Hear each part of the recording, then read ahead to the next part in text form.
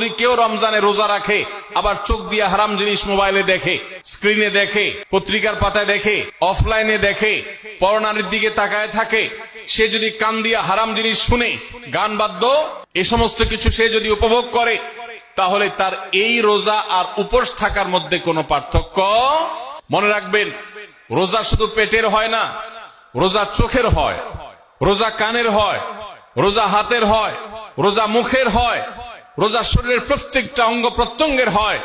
একজন মানুষ যখন তার পুরো শরীরের রোজা করে, সে যখন সকল অঙ্গ প্রত্যঙ্গ দিয়ে আল্লাহর আনুগত্য করে, আল্লাহর নাফরমানি থেকে বেরিয়ে আসে, তখন সে সত্যিকারের রোজাদার হয়।